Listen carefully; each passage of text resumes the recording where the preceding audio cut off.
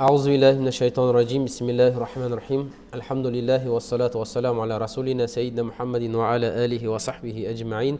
Ва ман вала субханака ла илма лана илля ма алламтана иннака антал алимул хаким. Рабби ишрах ли садри ва яссир ли амри ва hlul uqdatan min lisani yafqahu qawli. Summa amma ba'd. Assalamu алейкум ва рахматуллахи ва баракатух. Бүгін Алла Тааланың қалауымен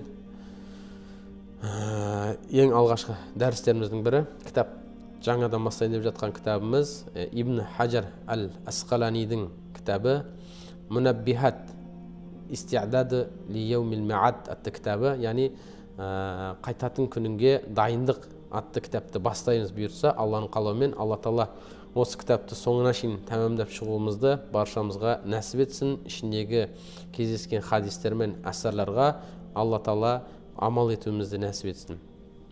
Ең бірінші бұл кітаптың авторы жайында кішігірім түсініктеме беріп өтетін болсақ, бұл Ибн Хаджар Асқалани имам әрі хафиз деп хадис жаттағандар айтады.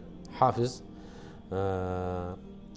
қазылардың қазысы деп аталынған, діннің жарық жұлдызы, Фадл Ахмад ибн Али ибн Мухаммад ибн Али ибн Мухаммад ибн Ахмад ибн Хаджар ибн Ахмад әл-Канани, яғни Канан тайпасынан шыққан, яғни Канан деген тайпа рудан шыққан.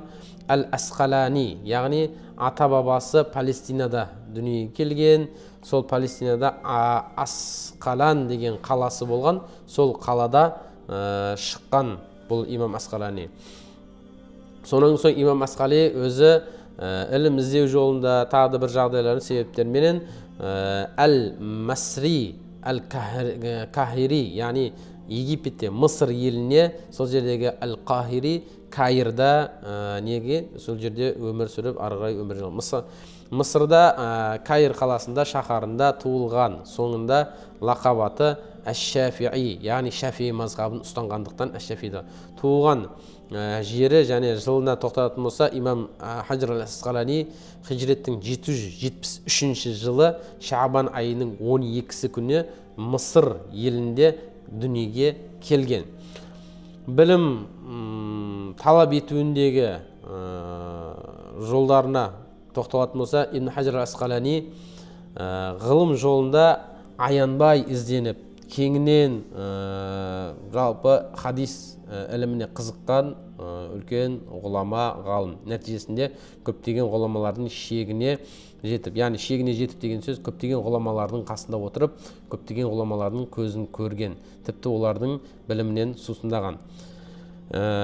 Көптеген еңбектер жазған. Имам Бухаридің хадисіне Фатхул Бари кітабын, хадисін шархын жазып шыққан.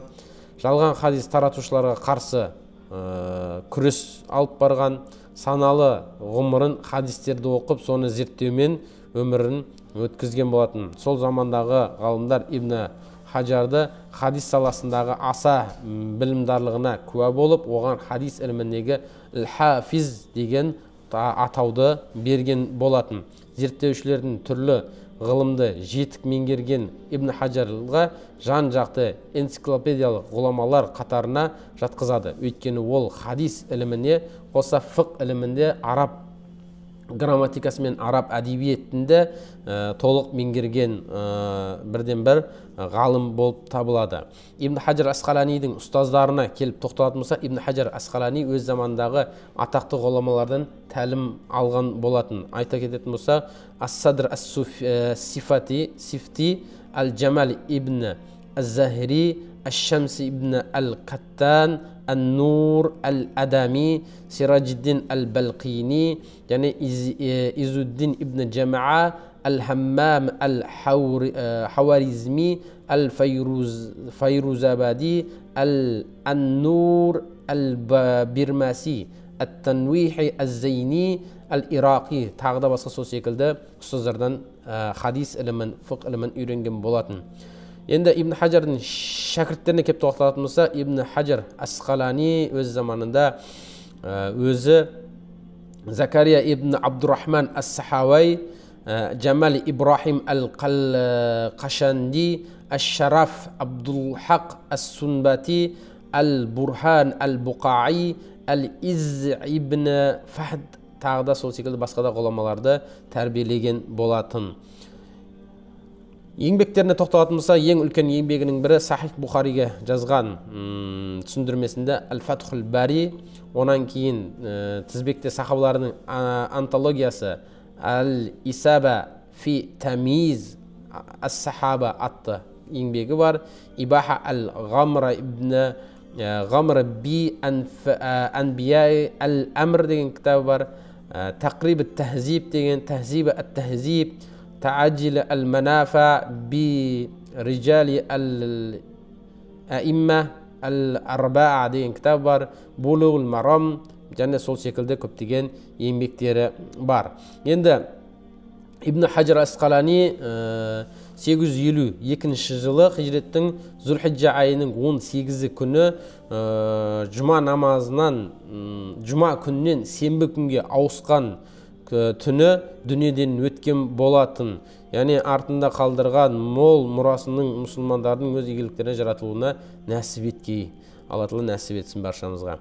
Кітаптар туралы Асқалани қосымша ізгі амалдар тақырыбында саласында жазылған негіздерге ғибраттар мен нақыл сөздерді қамтыған бұл кітапта бізге керектідей үлкен мағлұматтар берілген. Бұл кітаптың бірден бір артықшылығы басқа кітаптар арасында жаңағыдай баптарға бөліп жазған. Екілік бап, үштік бап, төрттік бап, бестік бап деп солай баптарға бөліп жазған. Екілік бапта екілік мәселелерді қамтыған, үштік бапта үштік мәселелерді қамтыған. Жаңа оқу барысында, дәріс барысында түсіне жатамыз. Екілік баптан бастайды бұл кітапта ең біріншісі.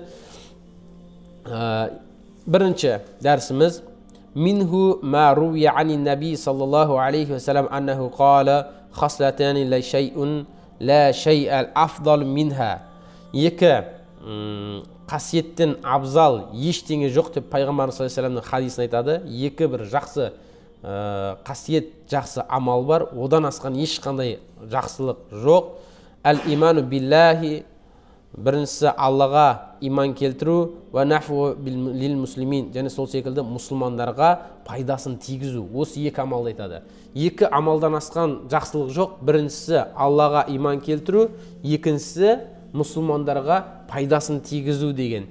Ал хаслатан, сол секілді екі тағы да бір амал бар. Ла шай'ал хабса минха, және ол екеуінен асқан жамандық жоқ деп айтады. Біріншісі ашширк билля, Алла тағалаға серік қосу, ва дарр бил муслимин, сол секілді мұсылман бауырына зиян шеккізу. Осы екеуі жаман амалдардан деп айтқан еді.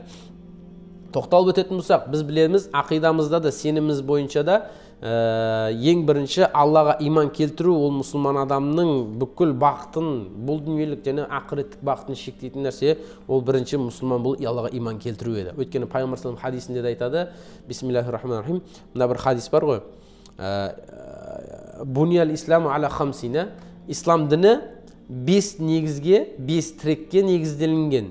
Соның ең біріншісі Алла тағалаға иман келтіру, Алланы жалғыз деп біліп, пайғамбар Мұхаммед саллаллаху алейхи ва саллямның оның елшісі екендігіне иман келтіру ең біріншісі. Кейінгісі намаз оқу, ораза ұстау, зекет беріп, және сол секілді қажылыққа бару, осы төртеуі бар. Сонда айтады, сен Аллаға иман келтірмесең дейді, онда мына істеген төртеуіңнің ешқандай несі жоқ дейді, пайдасы жоқ дейді.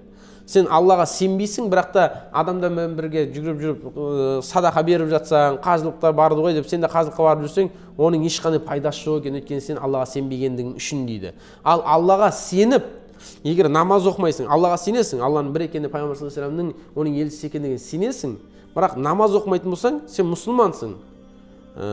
Бірақ намаз оқымағандығың үшін үлкен күнәһкарсың. Ораза ұстамаған үшін күнәһкарсың, қажылыққа бармаған үшін күнәһкарсың, яғни күнәһкарсың.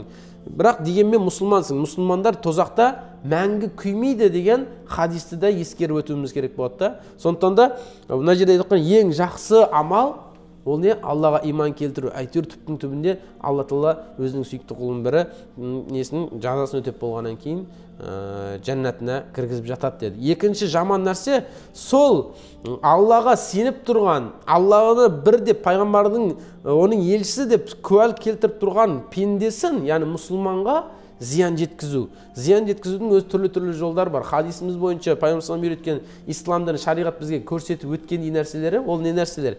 Жаңағыдай біз қазақта да айтады ғой. Ненің өзгенің бір адамның несін ала жібін аттама дейді. Біреудің ақысын жеме деген нәрселеріміз бар. Сол секілді мұсылман адамның несіне зиян тигізбеу. Пайғамбар хадисінде не деді? Сен адамдарға тіліңмен де, неңмен де, қолыңмен де зиян бермегін деді. Зиян беруге болмайды. Қалай болмасын, сен артынан өтірік айту, оған бір ғайбат айту, оның артынан өсек сөйлеу, тағысын жала жабу, бұл нәрселер шариғат мүлдем қайтарған дүние. Тіпті бұны шариғат харам деген нәрсе. Бұл егер мұсылман адамы зиян болатын болса. Енді екі нәрсеміздің дәл сол керісі, жаңа түсіндіріп қойды, Аллаға серік қосып қою және мұсылмандарға зиян келтіріп қою, бұл ең жаман амалдардан. Ал мұсылманға біз қашанда не істеуіміз керек? Пайғамбар хадисінде де келтіреді, ғалымдарымыз өздерінің әсерлерінде келтірді ғой. Тіпті бір адам жайында жақсы ойлап қою, ол біздің міндетіміз екен да. Яғни хусни зон. Бір адам не қылса, бізде шариғатымыз не дейді? Ол адамның ақтап алатындай тіпті 70 үзір болса да іздегін дейді да. Бір адам қателесті ма? Сол қателігін ақтап алу үшін, ей бауырым, бұл ондай емес шығар, мүмкін мынандай шығар, ей жоқ ондай деп тағы да келіп жатса, тіпті оның ақтап алу үшін 70 үзір болса да алып келуің керексің. Өйткені сен ол мұсылман бауырың болғандықтан.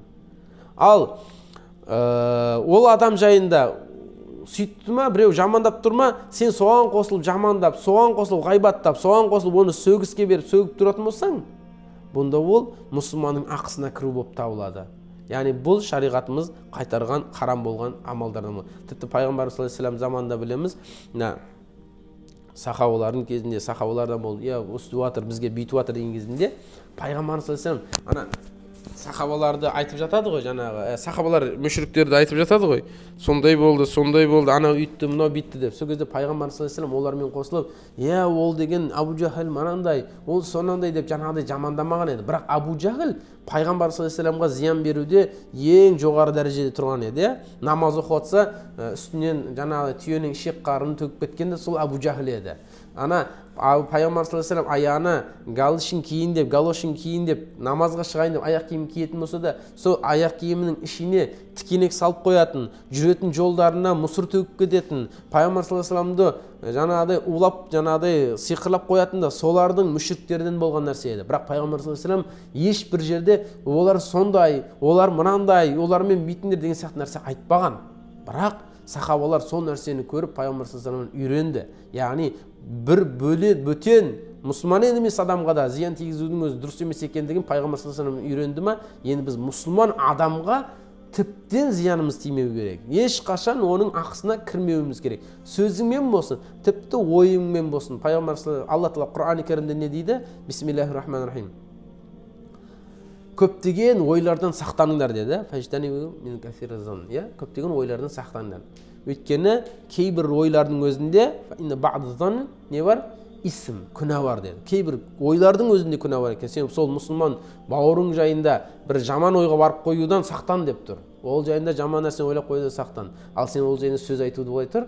Ол жайында жаман сөз айтып қоюдың өзі ол күнәға жетелейтін дүние екен. Ал мұсылман үшін күнә істен кішкентай үлкен демей қайту керек, ал сауап істе кішкентай үлкен демей оған не істеу керек? Ынтық болу керек, асығыс болу керек. Мына күн сауап іс қой, көтеріп тастай салайын, алып тастай салайын, осы нәрсені бүйтіп қоя салайын деген сияқты сауаптың кішкентайы деп үлкен деп таңдамау керек. Ал күнәнің үлкені кішкентайы қойш білінбей кетеді ғой, бір қарағанға іштен кетпейді ғой деген нәрсесі болмайды екен. Ол күнә ма? Күнә фаджтанибу. Ол нәрседен не істеуіміз керек? Сақтануымыз керек екен.